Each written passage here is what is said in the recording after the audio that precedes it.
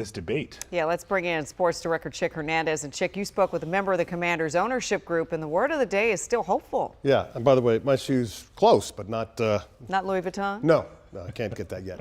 Listen, even though the D.C. City Council is talking about removing the redevelopment of the RFK site from their budget, Commanders ownership is still very positive on a new stadium deal being done because, and here's the key point, it's not about bringing just football back to D.C. Yes, that will be a major component, but as Commanders minority owner Mark Ein and DMV native told me, not having a stadium has cost the city major events and a boost to the economy. So pardon the movie pun, if they build it, they will come.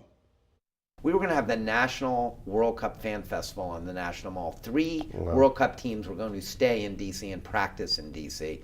All gone because we didn't have a stadium. And I can go event through event that we haven't been able to get. So there's obviously the football, but then it's the other stuff we're going to get. And, you know, there were no promises, but Roger at the press conference talked about certainly you'll be considered for Super Bowls.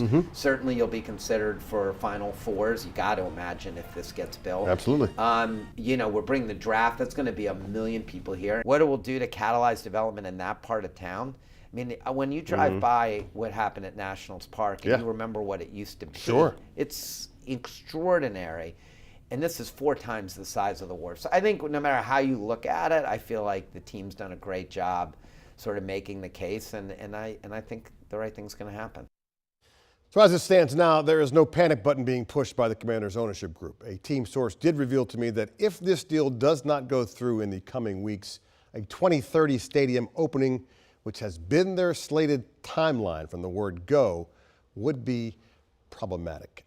It's just like their football team, guys. There's been no panic, and they're hoping that at the end of this thing, they get a W. Yeah.